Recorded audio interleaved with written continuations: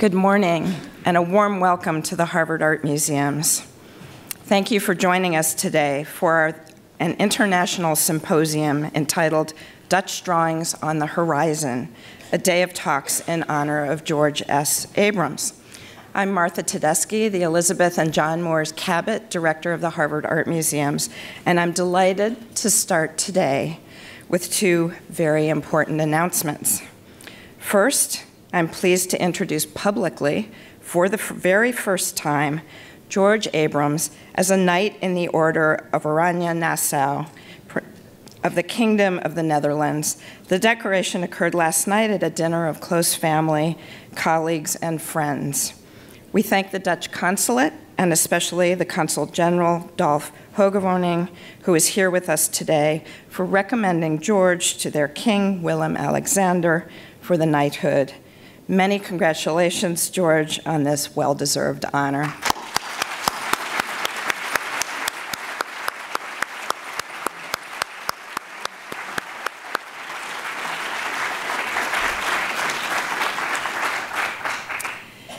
And as if this were not enough excitement for one day, last night, George had an announcement of his own.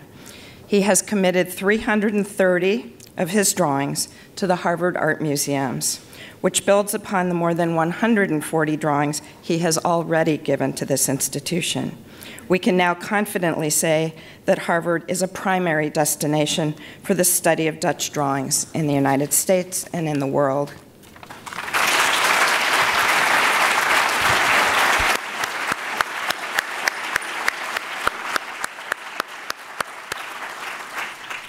So, George, on behalf of our entire community, I thank you gratefully for this extraordinary act of generosity.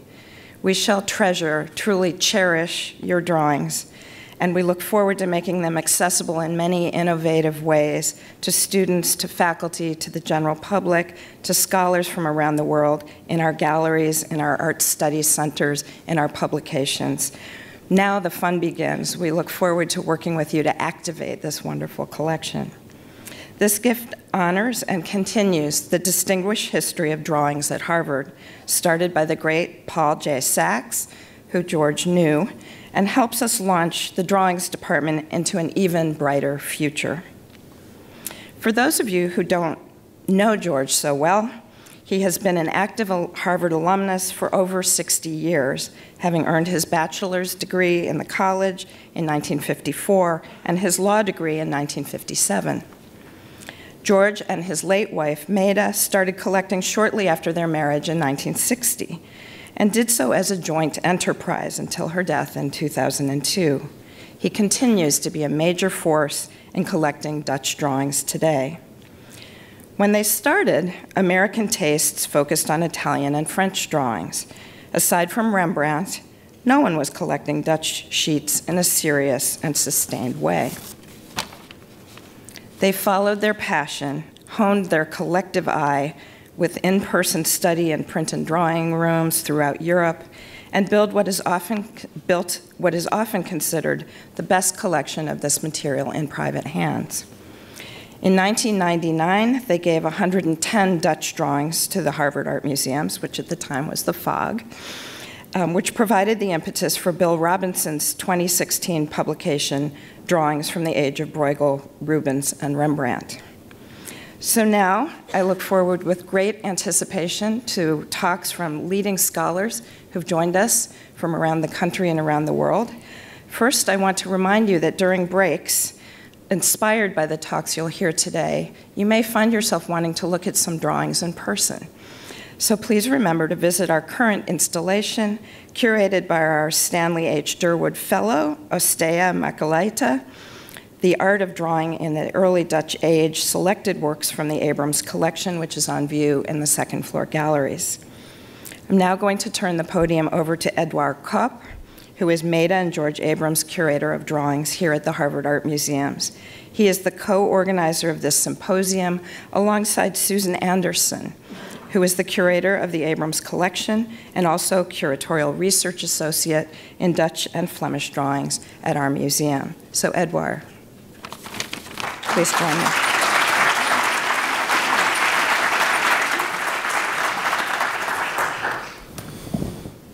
Good morning. It's so great to see so many of you here with us. So today's roster of speakers is really an impressive gathering of prominent scholars in the field of old master drawings, and particularly of 17th century Dutch drawings. And I'm afraid I won't be able to do them all justice in this very brief overview of today's proceedings. But taken together, our speakers and chairs represent top-level institutions.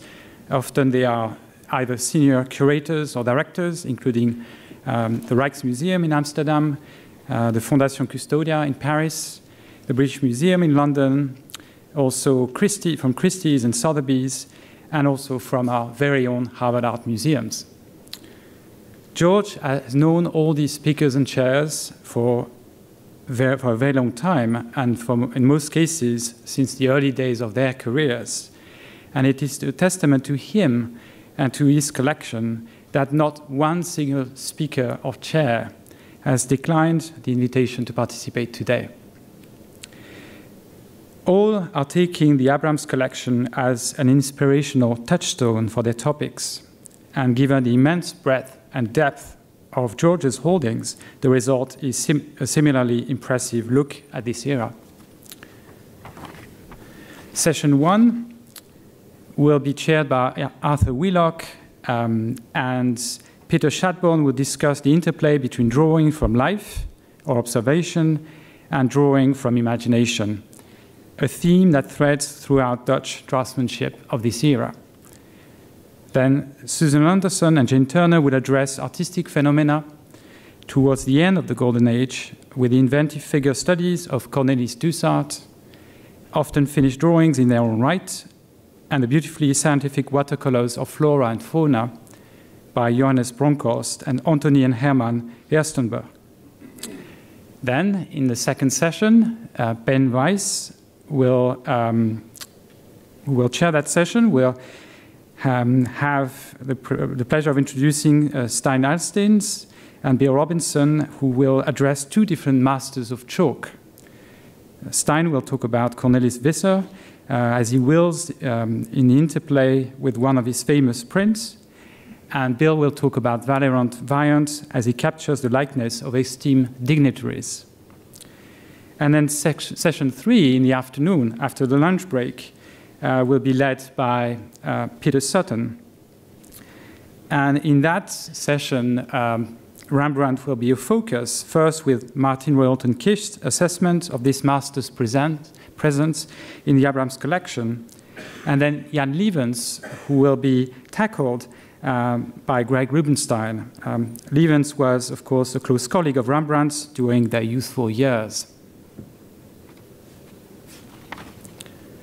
And finally, Ger Leuten from the Fondation Custodia will bring the Abrams Collection into focus in comparing it to that of Fritz Lucht in the 20th century, the scholar and founder of the Fondation Custodia. And finally, last but not least, George Abrams will take the stage with moderator Peter Sutton for discussion about his lively collecting career. A word about funding.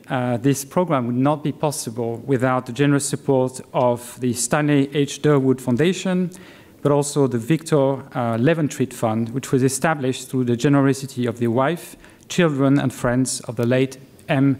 Victor Leventreat, Harvard class of 1935. And now 2 practical notes. First, there will be a short 10 minutes Q&A periods after, at the end of each session. If you could kindly keep your questions for these moments. We will pass around microphones, so you will be able to ask your question at these times. Also, I should say that these proceedings will be recorded, will be filmed, and they will be available on our website in a few weeks. Now it's my pleasure to introduce the chair of the first session, Arthur Wheelock, who hardly needs an introduction. He is curator of Northern Baroque painting at the National Gallery of Art in Washington. He has curated countless landmark exhibitions, and I won't list them, otherwise we would spend the whole morning. But I just mentioned his last exhibition, which is currently on view at the NGA in Washington, and it's entitled Vermeer and the Masters of Genre Painting, Inspiration and Rivalry. So let's give him a warm welcome.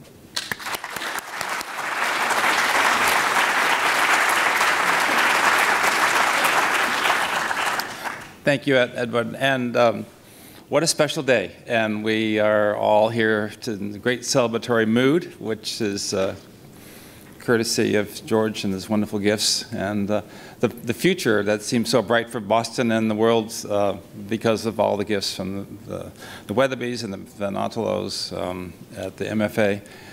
It's very special. And I think it's a very special day with all of these wonderful speakers. And all of you have a program, and the biographies of all the speakers are listed there. So my job is really just to say next speaker, because I don't really have a whole lot to say. I was talking with Jane Turner earlier today and said, well, I'm basically a curator of paintings, and so we are in the Jane, get up and tell us, because this is your story. I don't want to take your words from. Today we're celebrating the chamber music of the art world. Yes, all right, okay, thank you. Thank you. Any event, Peter Scottborn, we're starting off with Peter Scottborn, one of my dearest friends, most long-term friends, who has spent his life at working on Dutch drawings and working closely with George and Maida early on. One of the first shows I ever did at the gallery was working with Peter on Dutch figure drawings, and there the whole question of from life and from the imagination was already part of what his thinking process was, something he's continued in all of his Rembrandt studies. So anyhow, without further ado, Peter Scottborn, one of the great scholars of Dutch drawings in the world, to start us off today.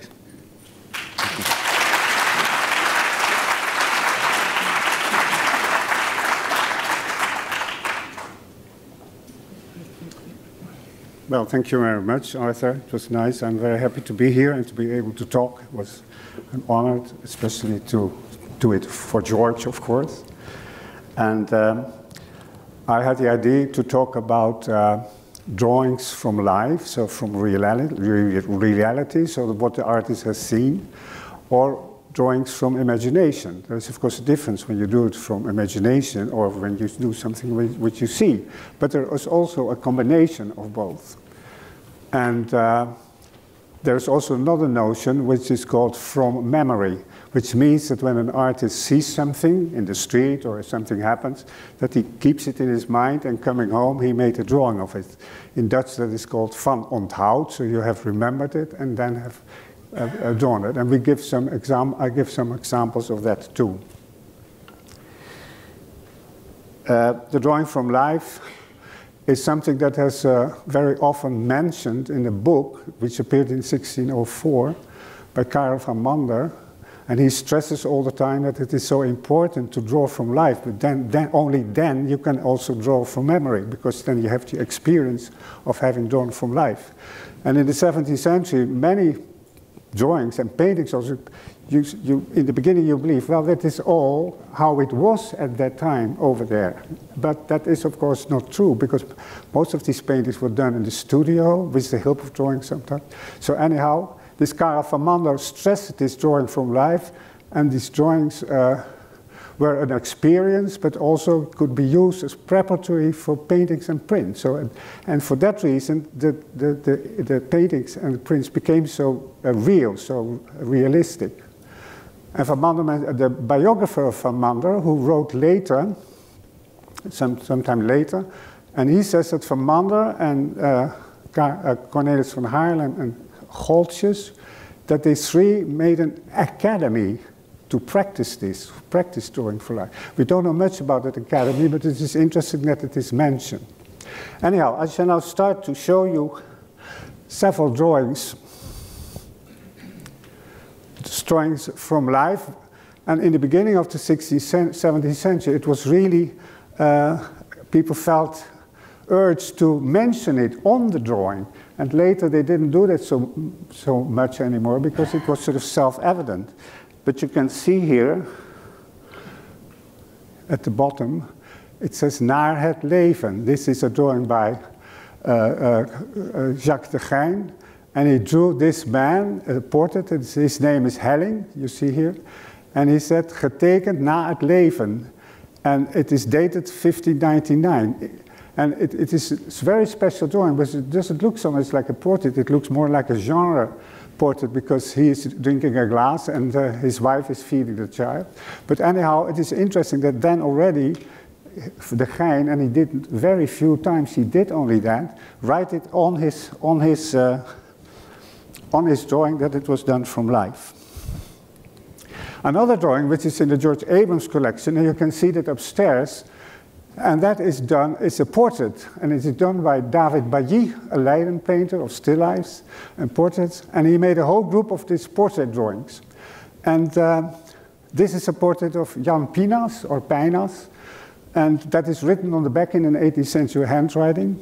And here you see his signature. It was done in 1622, what is it? Yeah, 21. And then he did that in the 20s and the early 30s. He made a whole group of these drawings. And well, of course, a portrait should be from life. It should look as the person looks like. But other portraits, this is also in the Abrams collection, is of course also done from life because it is a person, we don't know who he is, but it is a boy and he is dressed as a hunter. And you see he has a dog with him and he is dressed like a hunter, but of course it is done from life, but in the background is added a whole scene of a hunting scene. So of course that was added from memory. So you have here a combination of drawn from life and drawing from memory. You see there deer, dogs, there's a deer laying on the ground and dogs killing it. And this is a very nice drawing. It is an independent drawing for its own sake on parchment. So it is a very attractive and rich drawing.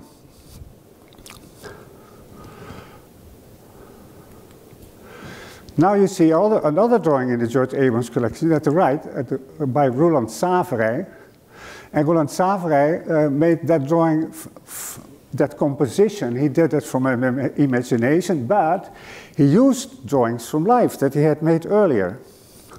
So you can see that this figure here, he placed it here in the drawing.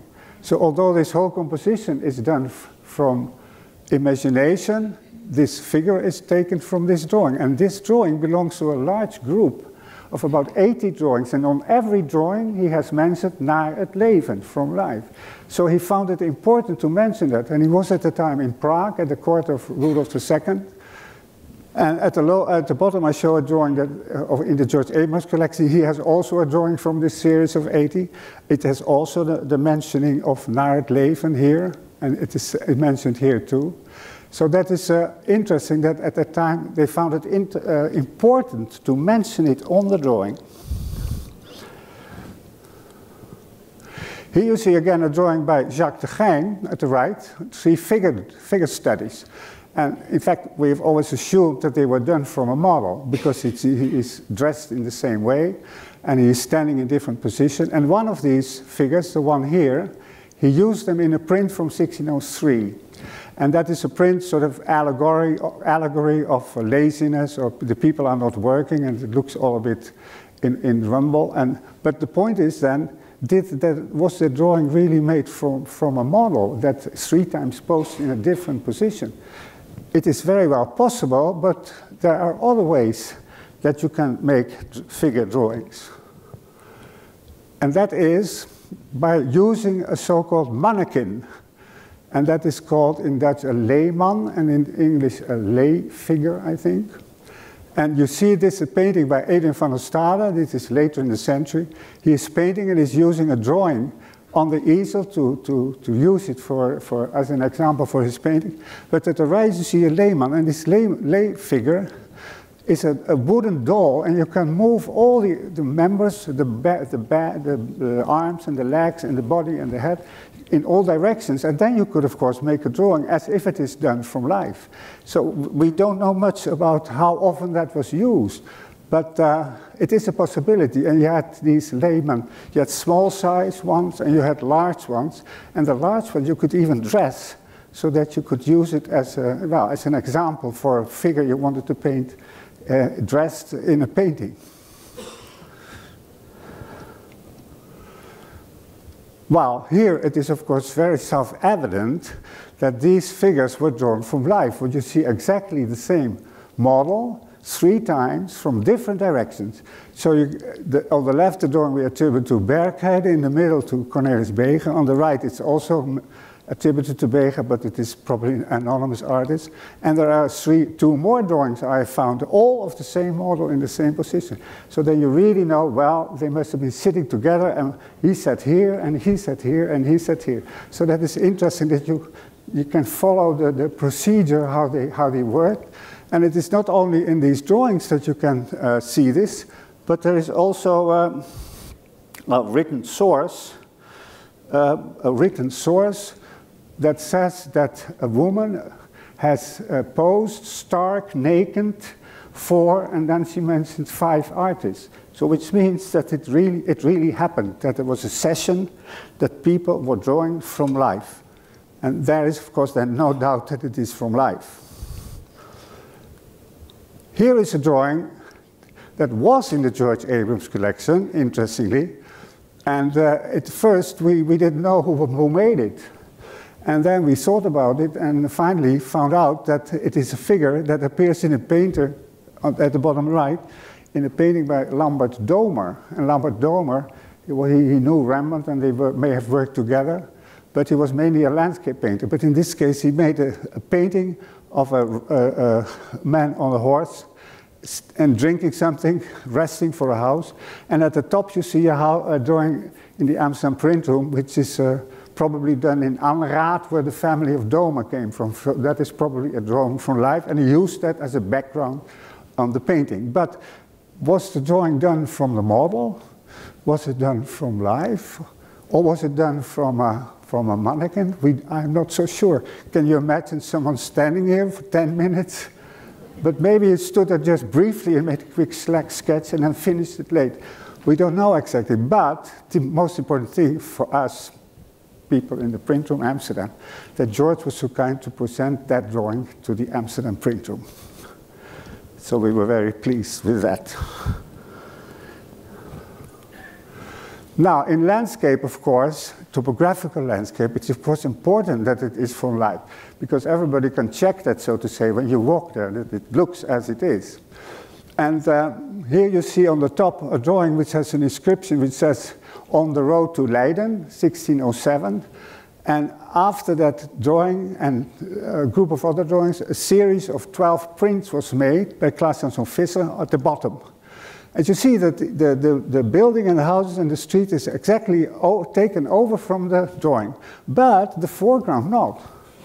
And he left also in the drawing the foreground open. So it is interesting that he expressly left the foreground open to be able, in the final version, to add something, to accentuate the foreground with something from his imagination. And the same is here with Van Gooyen.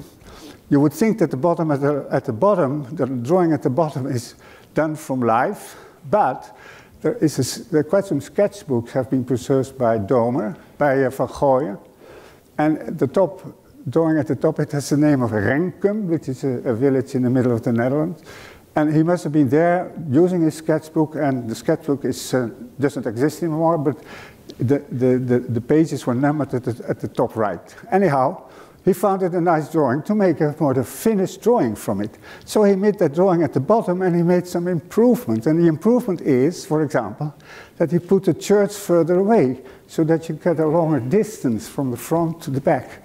And he drew it a little finer with a thinner chalk so that it also looks further away, and exactly with the tree.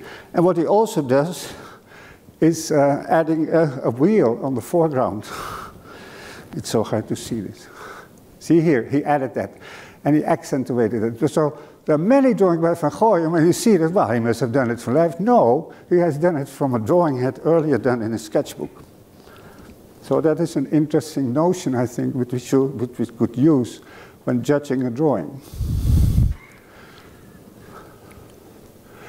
Well, there is a very important artist of architecture painting, and Peter Saenram, and the drawing on the top is also in the George Abrams collection. And he, many times, most of the times, he wrote inscriptions on the drawing. And even he mentions that he dated naar het leven on the 9th of August, 1630. Imagine, that's very rare that an artist writes exactly the date. And there's a large group of these drawings. You see here the pulpit on the left and the ship of the church in Assendelft. Assendelft is the place where he was born. And later, he made another drawing at the top left, also again in the church of Assendelft, but from the other direction with the pulpit at the right. And he did then measurements, he made a ground plan, and he was very careful to do it as precisely as it was in reality. And then what he did, he made a construction drawing, and that he did then, of course, in the studio with a ruler and measuring everything. And from that construction drawing, he used that, he put it on a panel and then transferred the whole composition into this painting. And interesting is that all these drawings have been dated at different dates. The first I showed you is 30, the other is 34. The painting is 49. So he kept all these drawings and could use them at any time that he wanted it, or that a commissioner wanted to have a painting of that church. Now, you have Ruijsdael, Jacob van Ruijsdael. He did many drawings, but there are very few that are preparatory for paintings. But this is a very rare example that the whole drawing in the Dutch private collection is transferred to a painting. And most of Ruijsdael's paintings are all done in the studio. But here you have, and there are one or two more examples of that, you have a drawing that really was done from life. It is probably in the area of Bentheim, just across the border of the Netherlands, where he has been. And so that is a rare thing, but in other cases, you see here two paintings by Ruijsdael which are completely done, the composition completely from memory, from imagination, because he wanted to tell a story with the drawing, an allegory of what you could call transience, I think, the transience, that death. And you see then also here there is a dead tree, there is a ruin, there are graveyards, tombs. But then it appears, when we look closer, that these tombs were done from a drawing he did the south of Amsterdam at the Portuguese Jewish cemetery. So in this allegorical painting he used the drawings that he made from life. So I seem to have talked too long already, or? Okay. Here. And some artists went to Italy, and this is a nice example of a drawing that we know where it is. It is in Bomarzo, north of Rome, and it's drawn by Breinberg. And you see here the statue of Pegasus in the distance.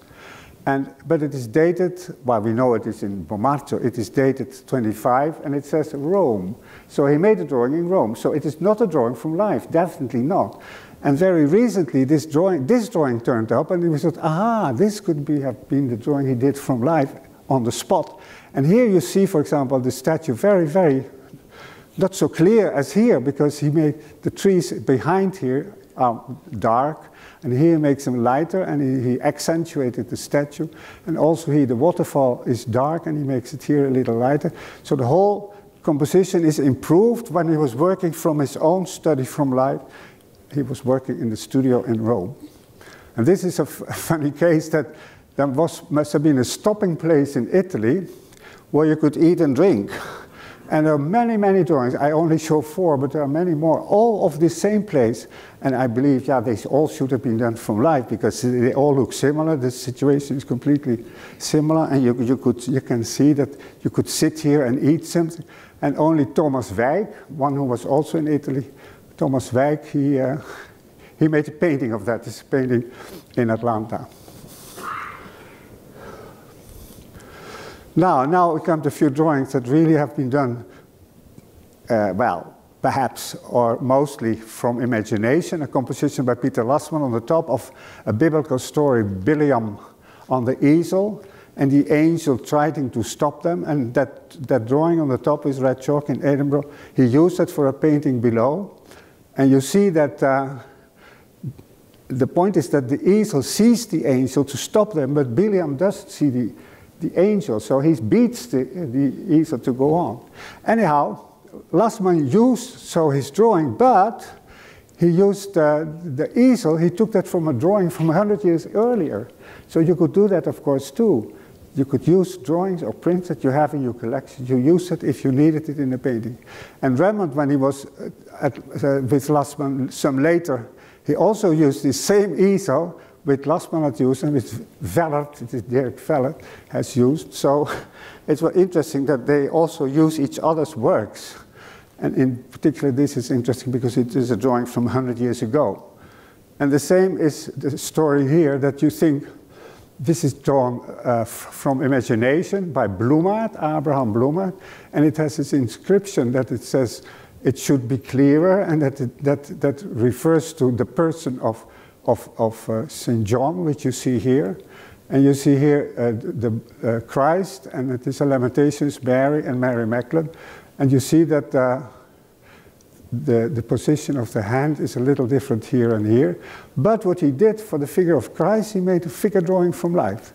Probably. That was probably done for life. And he even asked the model to put his legs in two different positions. And the one here he used finally in his drawing, which is preparatory to his painting.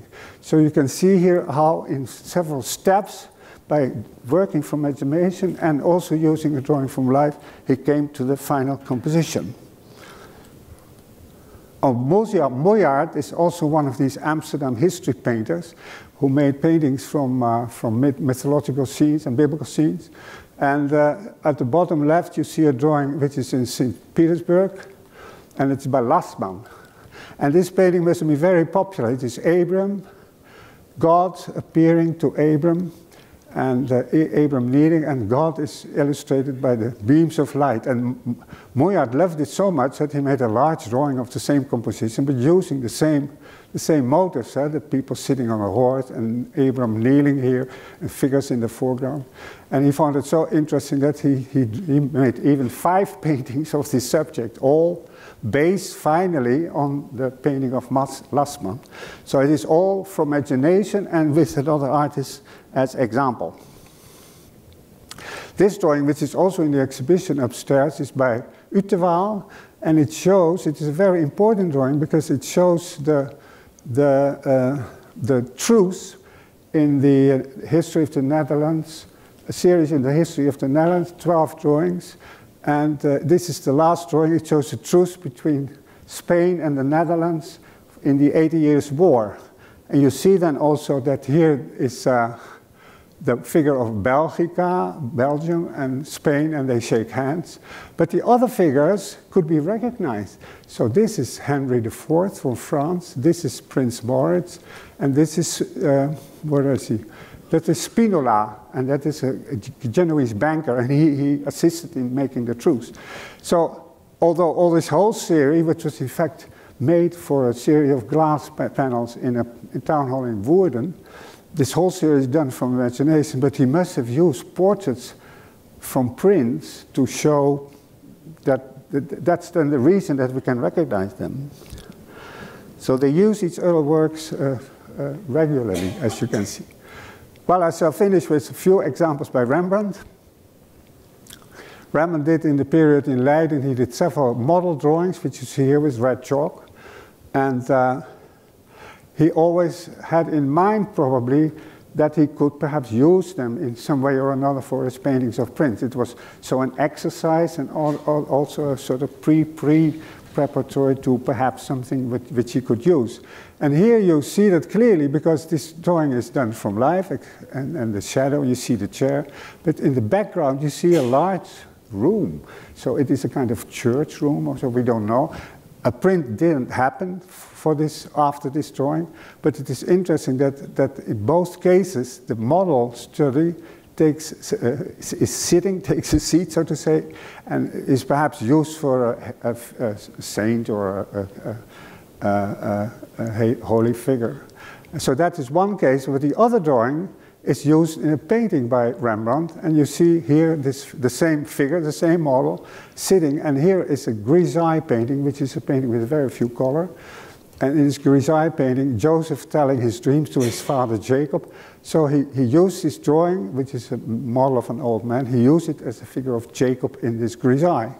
But this is much later dated than this. This is 31, and this is being dated a few years later. But it could very well be that when he made the drawing, he had already the biblical figure in mind. Oh. Here is another example by Rembrandt. You see Susanna and the elders. You see the elders, they are threatening her. And this is a painting in Berlin, which is of course done completely from imagination. And for this figure, you can see here, he made a drawing, which is in Melbourne. And he used it as an example for the figure in the painting. But the painting was from the late 30s, but years later, he decided to improve it, so to do something with the figure of Susanna. So he had a woman sitting in a chair, and while she is standing, he was sitting in a chair, and then drawing her again, and took that as a starting point for the final version of the woman in the painting. Now I have two more by Rembrandt, I think. And one is a very nice drawing at the left, which is definitely done from memory. But you can't imagine that Rembrandt saw this scene that a woman is comforting a little boy who is frightened by the dog. You can't imagine that Rembrandt said, well, sit still for 5 minutes so that I can draw you. So he must have drawn it afterwards. And then he found it such a nice subject that he made a kind of finished drawing.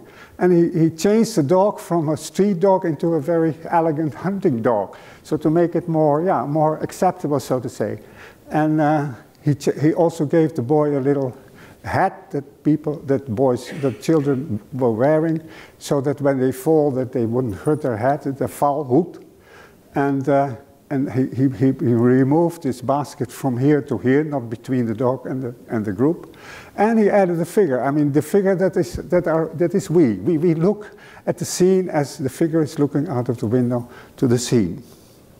And finally, I show you this drawing that also by Rembrandt, which is in Amsterdam, and you see a detail of a print by Rubens.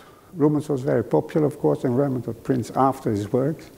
And one of these kings here, kneeling, he took that over in this drawing. So there's only one king. Usually you see 3 kings, but only one king.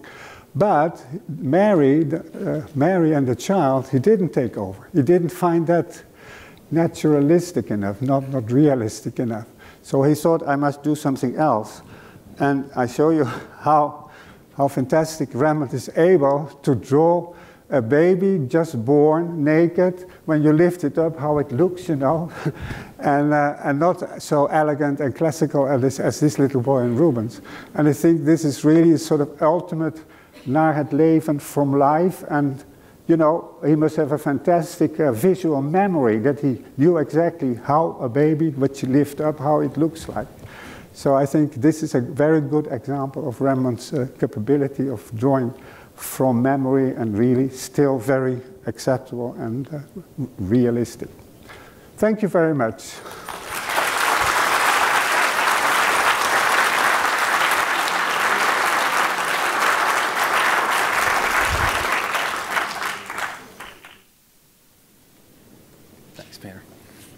Thank you, Peter. That was wonderful. Overview of the Naar het leven questions and life, drawing some life and imagination, which is really sort of a sub-theme of this first session. Susan Anderson has focused her career on Cornelis Dusart, and George has one of the great collections of Dusart in the world, or Harvard has now. I'm not sure where it all resides, but the whole question of these studies and working together or working copies, and that's part of what Susan's going to explore in her wonderful talk. So looking forward to hearing it. And by the way, I want to thank you for helping organize this symposium this morning, because I know, been so busy and helping all of us who've been here as part of it. So I want to thank you for that.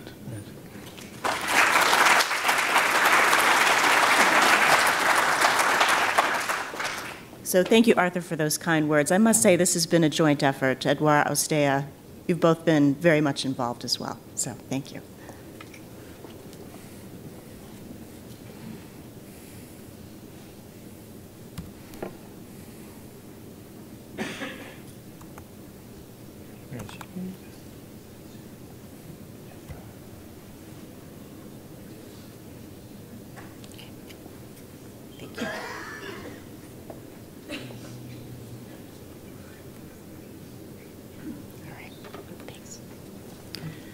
George Abrams and the New York collector Emil Wolf once exchanged letters.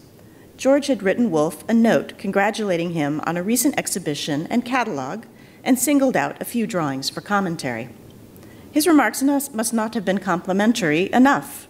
Wolf wrote back, "Cornelis Dusart is your idol, and you have the biggest collection of his drawings in Newton, Massachusetts." Wolf's low opinion of Dusart is often shared.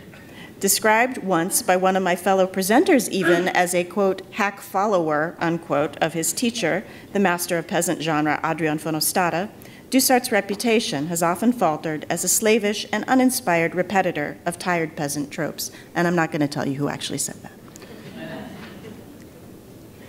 Wolf was right, though. George does have the biggest collection of Dusart drawings in Newton, and in fact, he owns the largest collection of Dusart drawings in private hands, and in the world, second only to the British Museum.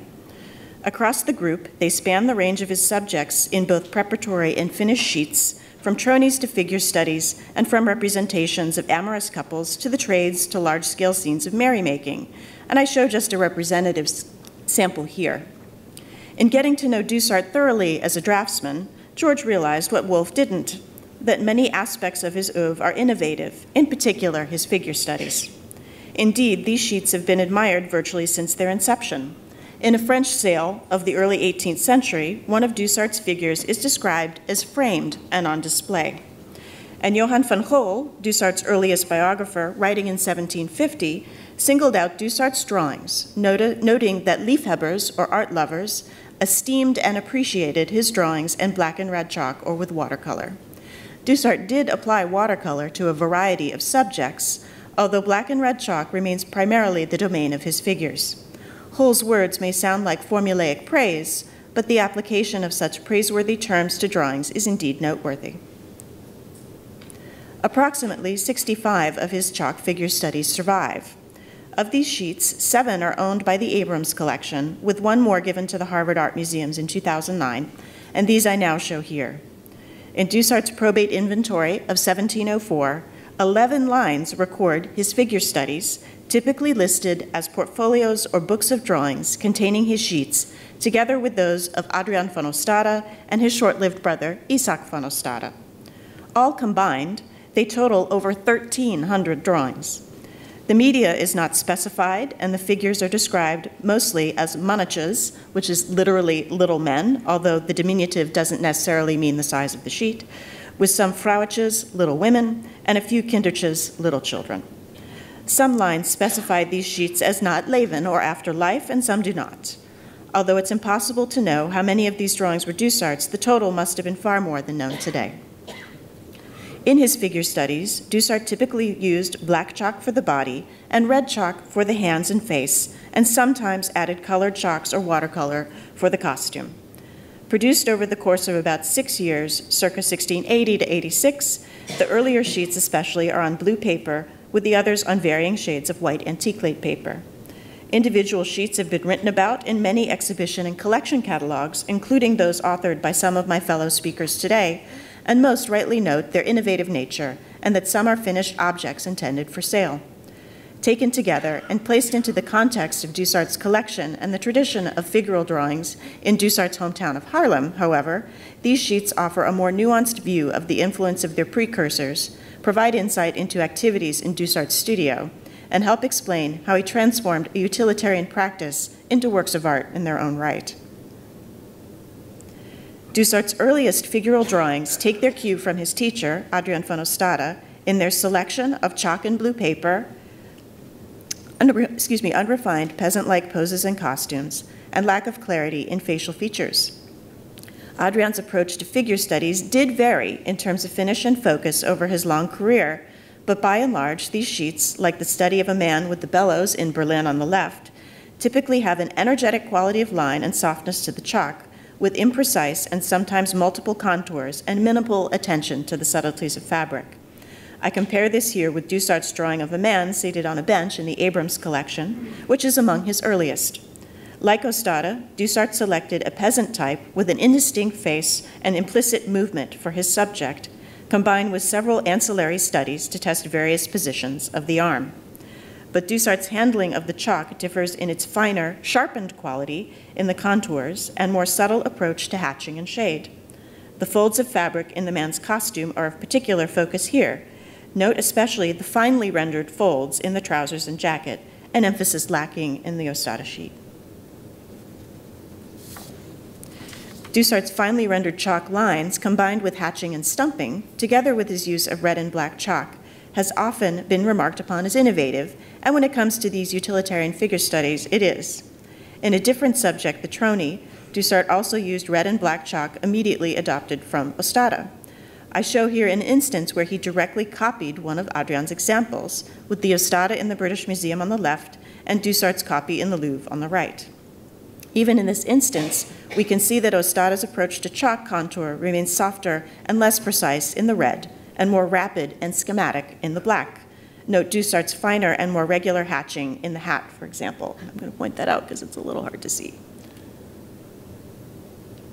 If I can get the laser. Whoops, I didn't mean to do that. Yeah, so the hatching in the hat up here as opposed to over here.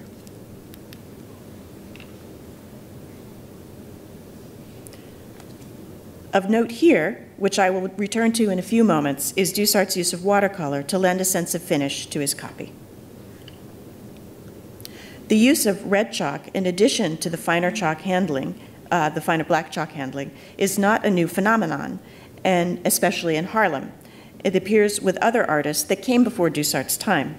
The de Bry family in particular combined black and red chalk in tronies, ricordi, and genre scenes, like the Abrams Jan de Bry woman in front of a mirror at the left, and it's worth noting that Dusart's probate inventory records unspecified drawings by Jan's father, Salomon de Bry. Cornelis Fischer, seen on the right in the Abrams Head of an Old Man, developed a virtuosic approach to black chalk drawing during the 1650s, well known for its use of fine hatching and shading that resulted in a subtle rendering of textures, such as the man's fur hat and aging skin around his eyes. Although none of Fischer's drawings are recorded in Dusart's inventory, he exerted a heavy influence on draftsmen active in Haarlem in the 1650s, including Cornelis Beeche, also a student of Adrian van Ostade, who does appear in Dusart's inventory with over 125 sheets. This comparison, a figure study in red chalk by Beeche on the left and in white, red, and black chalk by Dusart on the right, also in the Abrams Collection, brings home the elements of style Dusart adopted in his figure studies. The handling of the figure is strikingly similar in each, with their quiet, if jaunty poses, clean, minimal approach to contour, regular hatching, and careful shading in the shadows, and focus on the fall of light across costume elements. And I thank Peter for showing another example of this, because now you will believe me that this is actually true. That was just my one. During the 1650s, Beeche joined an artist collegia, a group who gathered to draw from the live model. His oil-on-paper drawing appears on the right, and a black chalk drawing by the landscape and cityscapist Gerrit Berkheide appears at the center. Both are in the Abrams Collection. An anonymous hand appears at the left. As others before me have noted, this trio of drawings is part of a larger group by a variety of hands that clearly show artists drawing together in the same session circled around a model. The same model appears wearing the same dress with the banded bodice, the apron, and the turban, while seated with her feet on a foot warmer. The unknown draftsman and Berkheide must have sat immediately next to each other at the same moment as the virtually identical pose of the model and slightly altered vantage point shows. Beeche, on the other hand, drew at a moment when the model did not wear her turban, and he must have been sitting about 1/4 around the drawing circle from Berkheide so he could study the model in profile. In general, most of the figure studies done by artists in this collegia are in black chalk on white paper, although some are in red chalk and others, when done on blue paper, incorporate instead white chalk. In the two drawings at the left and center, we see approaches similar to Fischer's in the precise use of contour, hatching and shading, and detail in textural elements. Dusart adopted these practices in his own figure studies, and we can see the appearance of the same models, props, and costume elements that appear across the sheet. But unlike the collegia that met mid-century, no other figural drawings from Dusart's fellow artists survive to demonstrate that life drawing in his studio was a communal activity. I will now show a series of comparisons and small groups that illustrate the range of elements that Dusart had at his disposal and the ways in which he combined them. Of note here is the sheer variety and combinations of the same elements. With Dusart, we have a very clear window into his intention to build a repository of peasant types, each with his own pose, hat, coat, and shoes. Some will be just chalk, and others will have additions of watercolor, often extensive, that lend a significant degree of finish, more so than Dusart's exacting chalk. Across the group, Dusart's models are almost always youths or young men with wispy shoulder-length hair. With this similarity, recognizing the same model across sheets is a tricky game, as variations in expression and positioning of the head change the shape and perspective of facial features, and hair can grow and beards and mustaches shaved. Nonetheless, I do find it clear that there are different models at play, and I show just 3 examples here. On the left, a young man posing like a fiddler, last known in the early 20th century trade, who has a snubbed pig-like nose. At the center, a youth with light hair and a well-proportioned nose in Rotterdam. And on the right, a young man with a long bulbous nose, holding up his fists, formerly in Bremen. In terms of props, these tend to be as expected for peasant genre scenes. Pipes, tankards, and cards are very common, and the occasional fiddle, cello, or book appears. Places to sit, when rendered at all, are often 4-legged, high-backed wooden chairs, as you see on the left-hand drawing, and that has a caned seat, a cushioned stool, a low table or bench, as the figure on the right is seated on, and a 3-legged stool. Even when props are absent or only summarily rendered, models adopt postures common to tavern life, raising a glass, holding or filling a pipe, conversing, playing a card, or playing a fiddle. As I move on to a more detailed discussion of individual costume elements, I'll focus on 2 categories, hats and outerwear, which appear in most variation with the most easily recognizable pieces. The various props and models I mentioned will appear, as well as less varied costume elements like shirts, breeches, and footwear, and the less commonly seen cape, cravat, or apron. Taken as a whole, these details suggest that Dusart owned a stash of costumes and props to be donned at his request. Delving into a true laundry list of these elements and their combinations is more appropriate for a written piece, and I will limit my examples to the most common and significant examples. So let's start at the top. For hats, 5 are most noteworthy, and I show here an example of each. A beret-like cap, seen in the drawing in Amsterdam at the upper left, a tall cap with a soft peak, which is by far the most common, appears in by far the most drawings, on a sheet in the British Museum at the upper center, a hat with a small fur-trimmed brim on a figure reading in Hamburg at the far right, a soft hat with a broader tattered brim on another sheet in the Abrams Collection at the lower left, and a distinctively large floppy hat, again in the Abrams Collection at the lower right. There are more hats to be seen in Dusart's figure studies, but for the most part, they are 1 or 2 offs. And to show how one particular hat appears with different elements, I show here the beret-like hat in 3 drawings. On the left in Amsterdam, with a waist-length coat, heeled shoes, a low bench, and a book. And then in the Abrams Collection in the middle, with a crop jacket, heeled shoes, and a 4-legged chair. And then on the right in the Boymans, with a vest, an apron, a slipper-like shoe, and a schematic log that serves as a footrest.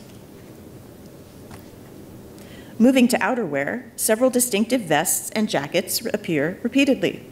In addition to the commonplace waist-length jacket in the Abrams drawing at the upper left, which appears very, very frequently, we see a long vest rendered in white in several blue paper drawings, including the Abrams sheet at the upper center, a fur vest worn by a peasant counting in Budapest at the upper right, a cropped waist jacket with buttons also in the Abrams Collection at the lower left, and a jacket slashed on the body and sleeves in a sheet also in the Abrams Collection at the lower right.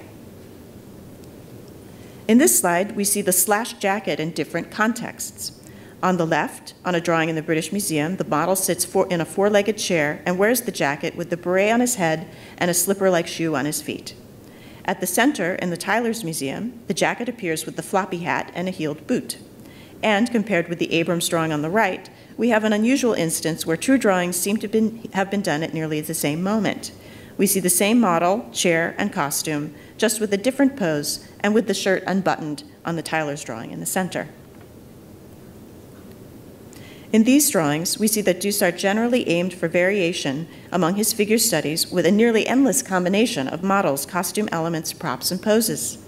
As with Beja, some were clearly done in connection with paintings, but the overall impression is that they were done as a repository of figures, both to study form and drapery, and to keep a handy group of stock material.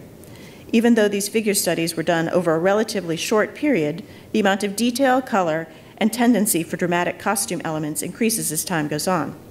I show this with 3 of the Abrams figure studies. The one on the left, from about 1680, is in black, red, and white chalk on blue paper and has minimal detail in the face. The one at the center, from about 1684, with muted chalks and fanciful costume, and the last on the right with vibrant watercolor, breeches, and knee-length boots, signed and dated 1686. Even though I've shown several finely rendered figure studies in bold watercolors, this sheet, on the right, together with 2 others in Turin and Weimar, is the first instance where Dusart actually signed and dated these drawings, indicating that he viewed them as finished works in their own right. Indeed, right at this moment, Dusart begins to add more elements and depth to the backgrounds of his figure studies, and it's not long before he consistently uses the single figure as the basis for finished watercolors, as seen here in a watercolor of a man reading in an interior, signed and dated 1690, and last known with Douws in Amsterdam, and the Abrams man smoking in an interior, signed and undated but stylistically from about 1687. Although these are fully complete compositions, their roots in a more utilitarian figure study is clear, and it's not difficult to see Dusart's watercolor figure studies with blank backgrounds as transitional objects. In terms of chronology, this transition happened just after the year of Adriaan van Ostada's death, 1685. In addition to Dusart's own figure studies, his finished watercolors do generally relate to Ostada's finished watercolors of peasant life, the example on the left from the Abrams Collection. The other artists at this time, particularly Jacob Toornvliet and others in Leiden, used watercolor in finished drawings too, and in this fish cellar I show on the right from Harvard, given by the Abramses, he also used black and red chalks, as Dusart did. With regard to the development of Dusart's use of color in his figure studies, though, it's important to remember Ostada's small, jewel-like single figures in pen and ink and watercolor that he did towards the end of his life, especially. I show here 3 from the British Museum, each of which has shadow or incidental elements that imbue each little gem with a spatial context. And I will remind you how small these are. These really are only about this big. You know, they're huge on the screen, but they're very small. Ostada must have produced these while Dusart was a member of his studio. His student took notice and had his own vision for how the medium and subject could be combined. Indeed, not long after Ostada's death, Dusart also began to produce small figures in watercolor himself, and I show 3 here: a dancing man less known in the trade, a standing man with a pipe and jug from the Abrams Collection, and a standing smoker in a private collection in the Netherlands. The latter is signed and dated 1690, and as a group they date from the late 1680s to the early 1690s. Unlike Ostada's versions, Dusart's are generally much more finished in their handling of media, and the character types are often comical and caricatured. To be sure, these are different from Dusart's single figures done from life, but taken as a whole, they offer a trajectory of stylistic development.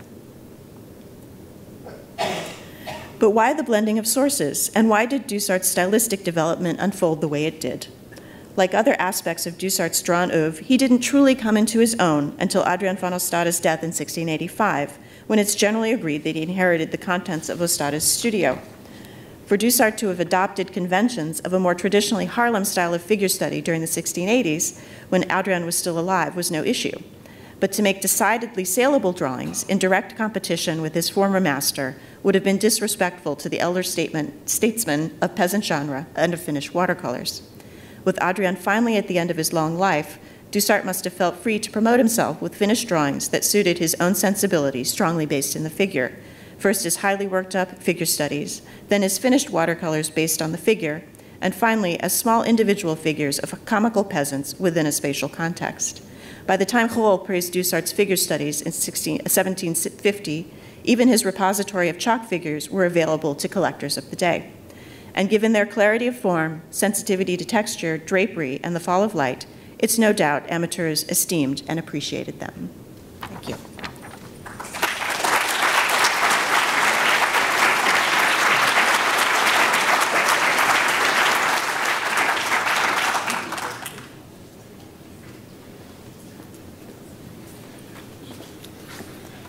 I'm trying to figure out how big that guy's closet was with all of us. All those hats and outfits. And, great, fascinating. Well, one of George's great passions as a collector has been nature studies, and wonderful array of those. And today we have another passionate admirer of nature studies to talk with us about those, Jane Turner, head of the Reichsprinting Cabinet. Many different things Jane is, and also out there studying birds and on her own and exploring. She has lots of wonderful, wonderful stories for us today about her explorations of the nature world, and talking to us about Johannes Bronkhorst and the Henstenbergs.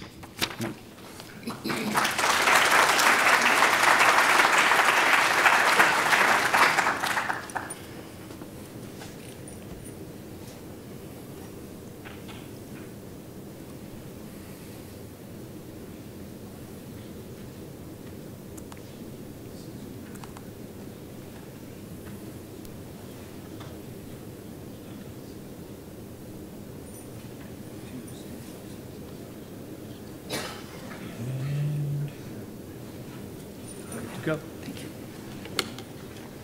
Thank you. It's easy to get typecast, even if you're not a Hollywood starlet, and who'd want to be one of those nowadays? Such has been my happy fate for the past year in the Rijksmuseum, to be typecast as the queen of the Dieren team, or animal team.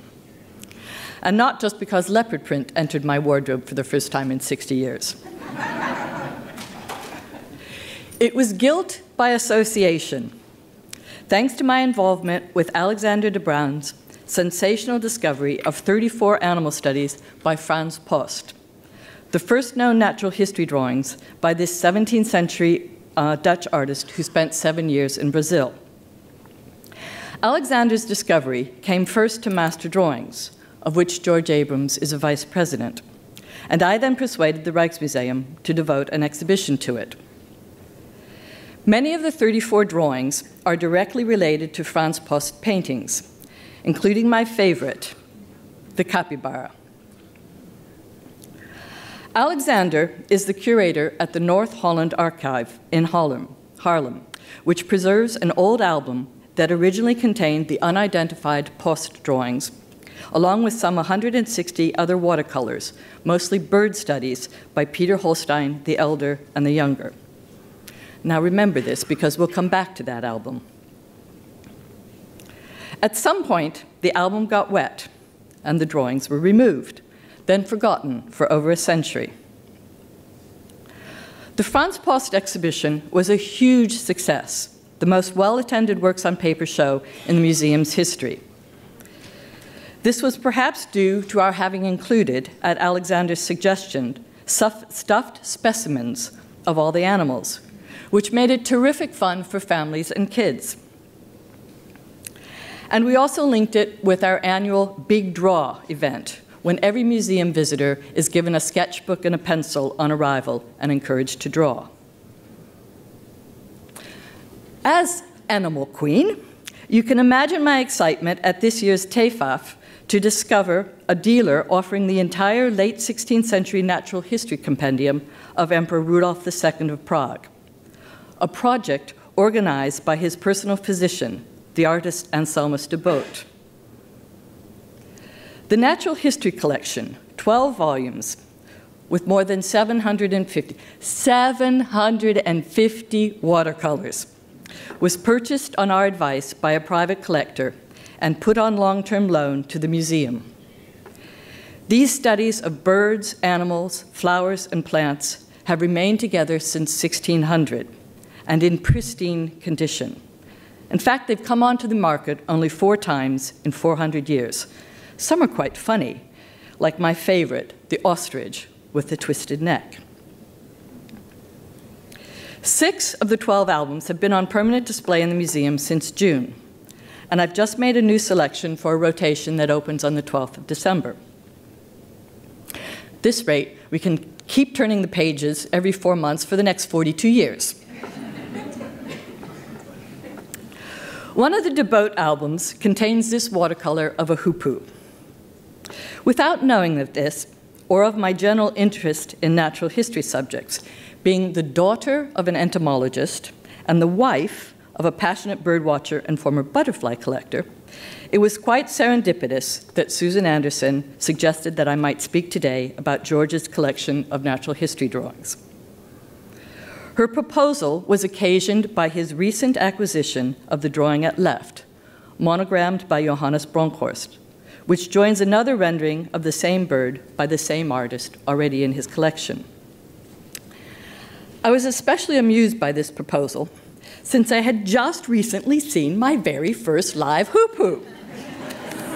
Why, you might wonder, why have I included this lousy image taken with my iPhone on a hot day in a Tuscan garden? There is a point. As I scrambled to dig the phone out of my handbag and to press the tiny buttons in the bright sunlight, bird-loving husband Nicholas was intently watching the hoopoe's behavior, pecking away at the ground to dig up some grub, which it tossed up and gobbled in a split second. I wish I could show you the entire YouTube video that records this action, which of course I missed entirely in real life, but this crude splice of stills will have to do. If, with all the sophisticated devices available to us nowadays, I couldn't do better than a fuzzy iPhone snapshot, how in the world did 17th century Dutch artists manage to record these beautiful birds in such incredible detail? Indeed, as Bill Robinson has remarked in several Abrams exhibition catalogs, so remarkably accurate are they that identification of the individual specimens was always relatively easy when he consulted colleagues at Harvard's Museum of Comparative Zoology. Today we'll focus on 3 artists, all of them amateur artists in horn. First and foremost, they were pastry chefs, hence my title, Bakers, plural dozen. Johannes Bronkhorst, born in 1648, was the youngest of the 3. He learned the pastry trade from a cousin. As an artist, he was completely self-taught. Perhaps he was free to pursue his passion in his spare time, owing to the fact that his daily chores would have been finished very early in daylight hours, once all his bread was sold. How then to pass the rest of the day? Hermann Henstenberg, born in 1667, was some 20 years his junior. Bronkhorst taught him not only to bake, but also to make drawings and miniature paintings, skills that Hermann, in turn, passed on to his son, Antony Henstenberg, who was born in 1695, and of whom, unfortunately, we have no portrait. There is an amusing passage in a contemporary biography of Bronkhorst commenting on his unusual combination of trades. The 2 professions were easily paired, it was claimed, because they were both, quote, tasty items, one to please the palate, one to please the eyes. The fact that the 3 artists lived and worked in Hoorn, some 35 kilometers north of Amsterdam, was a critical factor, for this was a major harbor town, the headquarters of the VOC, or Dutch East India Company, and the port from which all of their ships came and went. Arriving with these ships was a constant supply of exotic birds and animals, some alive, but mostly stuffed. There, then, is the first answer to our question, how on earth did they do it? From stuffed birds. So, what have we got in the new Bronkhorst, alongside the hoopoe? By the way, all the drawings that I'll show you are from the Abrams Collection, unless otherwise noted. As a new acquisition, this one has not yet featured in any Abrams exhibition catalog. We are thus dependent on the description from the dealer, Hillstone. They rightly suggested that the bird at lower left is a strawberry finch, with its white polka-dotted breast and wings. I would say a female, given its duller color. You know, it's really bad luck being female in the avian world, for the guys get all the glamour and attention. Hillstone's suggestion for the bird at top, a gray-crowned rosy finch, cannot, however, be right. The beak is the wrong color and shape, and there's no sign of pink markings on the wings. When I asked Nicholas, he said, "Don't you remember we saw lots of them on our Swiss hiking holiday in August?" Afraid I drew a complete blank. He quickly answered, "A black redstart."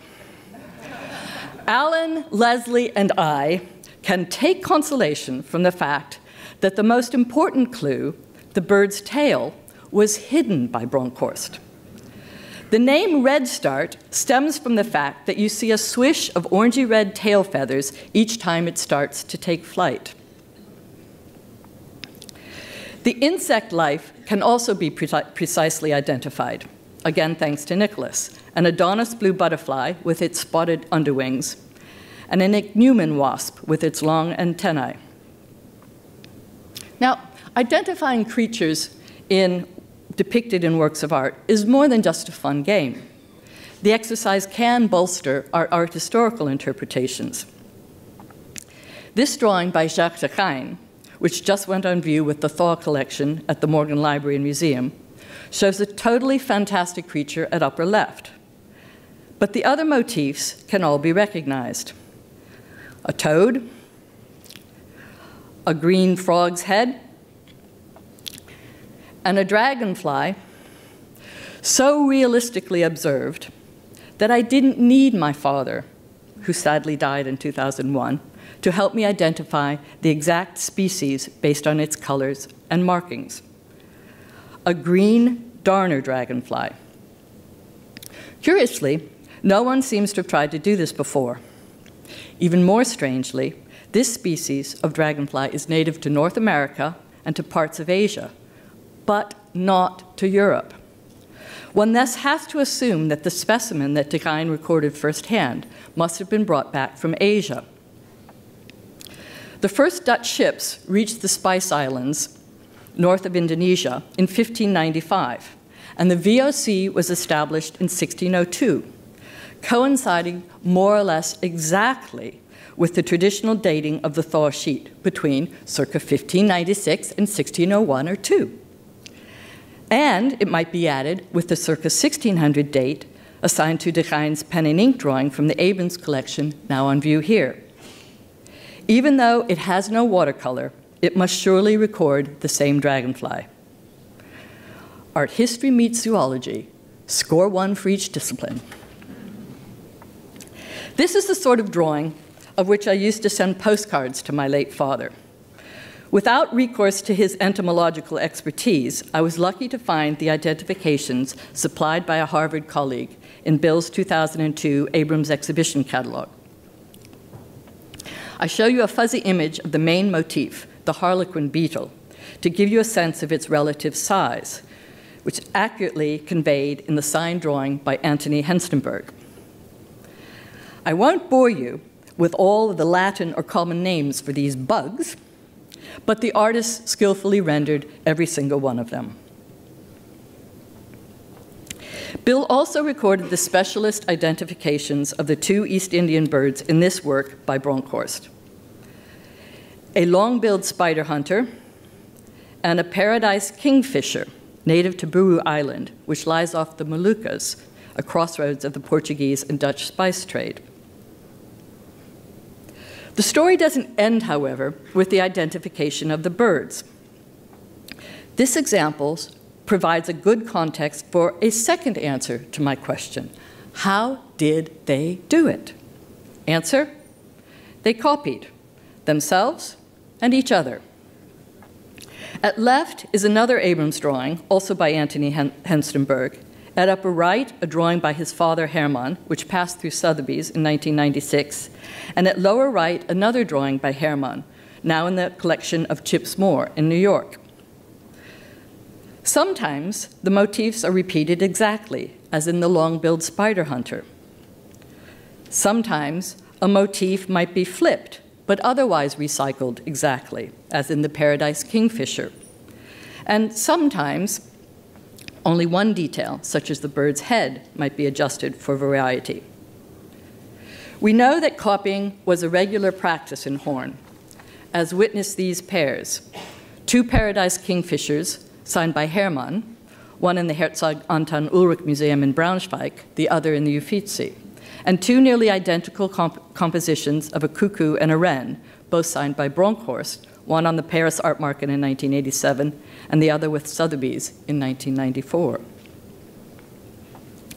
Both the ex-Sotheby's drawings sold in 1996 and the Moore sheet feature a king bird of paradise, which leads to another observation, this one about color. Actual photographs show that the bird is much brighter red. Have the drawings faded? Probably not.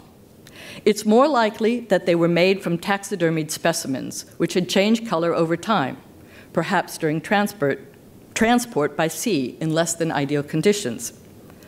How else to explain the depiction of the ends of the tail streamers as brown rather than brilliant green discs? Let's go back to George's other depiction of the Paradise Kingfisher, the one by Antony Henstenberg. It's traditionally cataloged as a, quote, parrot, a bird of paradise, and a hooded crow with a question mark. A parrot, it could be, rather than a macaw, which has a longer hooked beak, but I couldn't find a precise match for this distribution of green and yellow, or for the cockatoo-like ruffled head feathers. But a hooded crow, it certainly is not.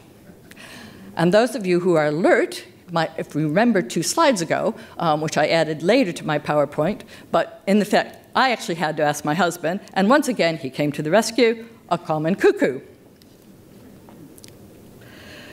Bill also turned to specialists for this drawing by Bronkhorst. The identification of the European roller is beyond dispute. But what I offer as new and fun today is this second drawing, a version of the roller alone, signed by Bronkhorst's pupil Hermann Henstenberg, which appeared at Christie's New York in 2004. On the left of the Abrams drawing is a rose-breasted parakeet, also evidently a female from its duller bill. At right is a difficult motif. The expert, according to Bill, said it was a yellow nape euhina. It does have a pale band around its neck, but its pose, with the head pointed downwards, prevents us from confirming the presence of its distinctive crest. This one, the only drawing attributed to the elder Henstenberg in the Abrams collection, was easy. This, quote, bird with a yellow belly, as it is described on the list Susan sent me, is a great tit, of the sort that regularly nibbles nuts from our bird feeder. Another common visitor to the Turner Garden is what in England is called a jay, which is not the same as the beautiful blue variety you have here in the States. That it is a European rather than an exotic Asian bird is clear from the native oak tree in the background. I owe the identification of this, quote, bird with a serrated beak, also signed by Bronkhorst, to the wonders of the internet. Just type in bird with a serrated beak into Google Images. Once we know its true identity, a blue-crowned motmot, native to eastern Mexico, we realize sadly that like many a specimen that traveled already stuffed from the Dutch West or East Indies, it has lost its lovely tail streamers. This drawing, attributed to Bronkhorst, has an apparently precise title, A Java Sparrow and a Lesser Weaver. I'm afraid we Turners, however, are not convinced by the Lesser Weaver ID, though that's a wonderful bird, known for its nest weaving skill. But the head is not black, and the beak seems a different shape. We've opted instead, with some hesitation, for the black-headed grosbeak, a name that does seem to reflect its beak shape. The Java sparrow is correct. The only question here is whether the less colorful bird in the drawing is a female or a juvenile, or whether the drawing's reds have faded. Another possible explanation, perhaps the bird's distinctive red feet were removed before it was shipped to Horn. We know that it was a common practice of Asian traders to remove the legs of birds of paradise. This gave rise to the myth that such birds, often confused with the legendary phoenix, never had any feet at all and spent their entire life in perpetual flight. So potent was this legend that it was assumed that the female laid her eggs in a special cavity on the back of the male, who hatched them as he flew towards the sun. I'm running out of time and do not have much to say about these two waterfowl, both by Bronkhorst. The identifications seem relatively straightforward, but I am struck by the format, with the birds in strict profile perched on a tiny bit of landscape with the common name in Dutch often inscribed below. This format closely resembles the 160 bird studies by Holstein, father, and son in the North Holland archive. Back full circle to that old album. 4. Guess what we find mixed in amongst the bird studies? A signed drawing by Peter Holstein the Younger, a perfect match to the Abrams drawing on the right, catalogued as a field mouse by Bronkhorst. A field mouse it certainly is not, though I can't tell you whether it is a brown and white mouse or a brown and white rat. The catalogers at the North Holland archive were also stumped.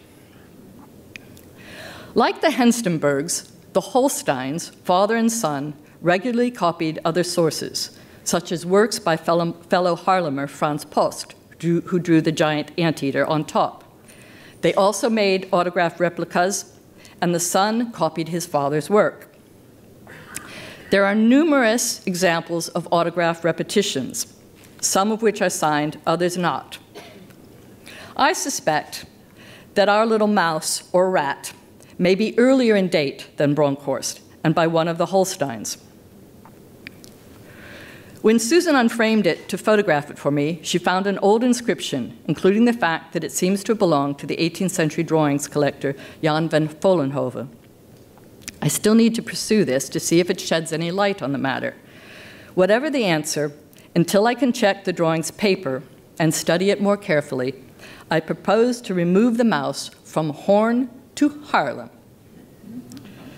When Susan first sent me a list of images, there were 13 works given to the three horn boys, hence my baker's dozen. For non-English speakers in the audience, a baker's dozen is an idiomatic expression for the unlucky number 13, since a baker would often throw in an extra bun.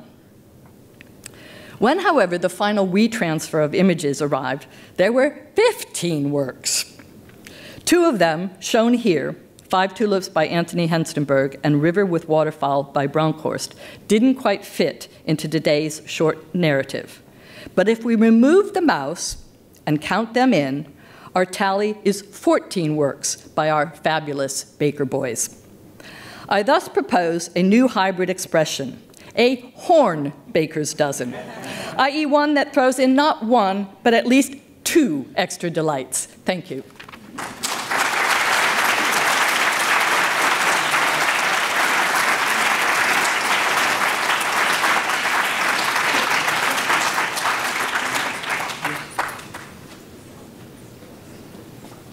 Thank you, Jane. That was wonderful.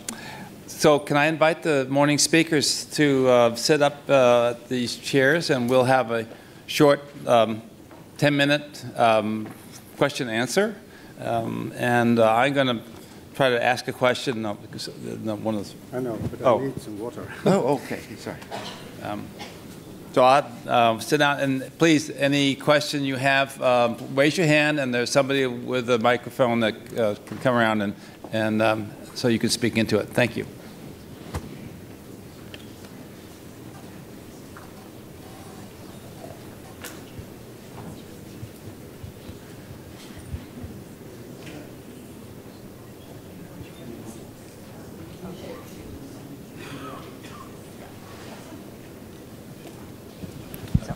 Thank you. I'm okay with this. Can we shift? Yeah. Okay. Okay, great. So I think, thank you all, it was wonderful. But they all, to me, there was a fascinating question that sort of goes through all three of your talks of Narhet-Leven, from life, and what does that mean? And I asked that question a bit because I have a Dutch-English dictionary, 17th century Dutch-English dictionary, that Dennis Weller actually gave to me years ago. It was a wonderful treasure in my library. And in that, there's the Dutch term, Narhet-Leven, is there. And the English equivalent of that is in a lifelike manner. It's not from life in the sort of strict way that you start with the Gein. But it is something that I always keep in mind in a lifelike manner. Is Narhet-Leven a broader term, then the very specific has to be done from life in order for it to be Narhet-Leven. What you were showing with all these copies of one artist from another, they probably were seen to be in a lifelike manner somehow. And the whole question of drawing together in groups and how that and working for mannequins. I mean, so anyhow, that was a question I thought might be interesting to hear your thoughts on. Peter, I think we need to let you field that one. Well, the notion from life or Narhet-Leven, we don't know exactly, of course, when Van Mander writes that and other people write it on their drawings. I believe that they mean that what you see is from reality, I mean, in general. But I know exactly that already in the 15th century, I know a source from 1448, which says that there should be done an altar après le vif. So then already they spoke about it should be what you mean, lifelike. Yeah. So there is indeed these two notions. But you don't know when you see things exactly. Well, I try to show that sometimes they are from a model, and it is very clear. And in other cases, yeah, like the Van Gooyen, the second drawing which I showed, that is very lifelike, but it is not Narhet-Leven. No, it's after another drawing Narhet-Leven from reality. Yeah. So, well, it is not easy, but we know exactly what we mean, so to say. But it is interesting to try to find out what these people thought when they said Narhet-Leven. I think my concern is that we don't know exactly what they mean because we... Well, Saradam said Narhet-Leven door mij gedaan. From life done for me. And you see the church, well, it has been done. Too narrow. What? Sometimes we identify it as too narrow and too narrow a way, I think. It's only Narhet-Leven when it's from life as opposed to lifelike. I don't know, but we need the mic. There's just one funny example from one of the 12 Anselmus de Boot albums. There are about 3 of the 750 that are not real creatures, and one of them is a dragon. And it's inscribed underneath Narhet-Leven, and you think, oh, come on. And then it turns out, very cleverly, our sculpture curator, Fritz Colton, said, well, it is drawn from life because it's drawn from a bronze that was in Emperor Rudolph's collection at the time. So, in fact, it was drawn from an object, but not a living object. And I think in most of certainly the kinds of drawings with about which I was talking about today and in the Anselmus de Boot, we know that almost every case it must have been from stuffed examples because originally the Anselmus de Boot watercolors were in 3 portfolios, one for animals, one for birds, and then flowers. But they were remounted in the 18th century by a descendant. And by then, we had Linnaeus and the Comte de Buffon, and they knew a lot more about the creature. And so there are annotations underneath saying, well, you know, the claws on this bird are not right because normally he has 2, so on that side and 2 on this side or whatever, and they showed all 4. So I don't think in the case of my drawings, they were drawing from live flying specimens, because if I can't get it with their iPhone, I don't think they can get it on there. That was that'd be iPhone. And with regard to Dusart, Arthur, I'm not aware of any of the figure studies that are inscribed in that kind of manner. The reference I had was to the probate inventories. The notary taking down what was in the collection was the one to describe them as Narhed Levin, and that was the perception of that person writing at that time. So are they done from live models? I think by and large, yes. Although, Peter, you may suggest or think that some of the ones without faces were done from mannequins. I'd be curious to know. Well, it could be. There's very little known about the use of this mannequin, really. Yeah. I mean, we know it exists. There is a writer, I can't remember his name, who wrote about this, but very few texts or sources are about that. We know only one sentence in a letter by the father of Ter Borch to his son: you should practice from the mannequin all the time, so don't stop doing that. So it was, I think, very often used also as a practice because you couldn't have a model all the time. So you had a small, and you could move it in all directions. So that, yeah, that's how it was. I mean, I think in Dusart's case, the costume elements that just appear and reappear, to me, are on human beings. So I don't think you would have them in miniature to use on a mannequin. That's simply my surmise. Are there some questions from the audience? Yes. Good morning. Would you please all identify yourselves when you ask your question? I think it'd be nice for you. Certainly. I'm Paul Crenshaw from Providence College. My question is prompted by Susan's talk, but I think is applicable to all of you, and particularly also to the album that Jane talked about. I'm wondering about the collecting of these highly finished works that operate in a serialization manner, maybe building on an earlier development of the collecting of prints, and if you have any evidence of these being sold or their relationship in pricing to prints and so on. Was it profitable for an artist to sell such things rather than making prints as drawings? Thanks. So if I understand the question correctly, Paul, it's difficult in this period when Dusart is living to have much evidence. We just don't have that much in terms of sale catalogs to know.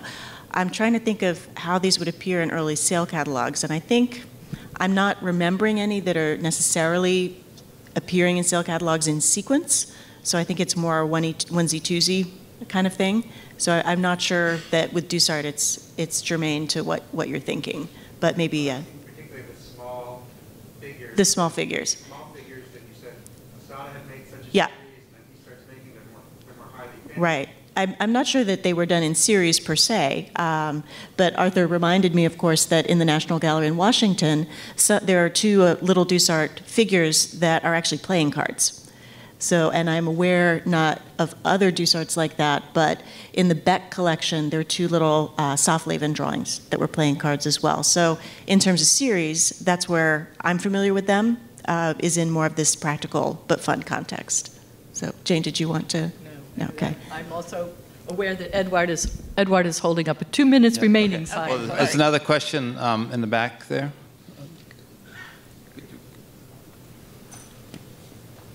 Well, I'm afraid we have a very short question and answer period, so this will be our last question. So. I'm Lee Hendricks. I'm retired curator from the Getty Museum, and I wanted to amplify on what Arthur said. There's another term that kind of comes into play that you find as early as 1590, and that's levendig, which is making something animated. And it's an interesting term that kind of dovetails with Jane's pointing out of all the copying, because it was a challenge. And they actually did know that they were copying. And so it was a challenge to make these copied images animated. And so that's just another dimension to this idea of working after nature. Wonderful. Well, thank you all very much. I think we're more or less kept our time. Okay. Okay, great. Thank you all.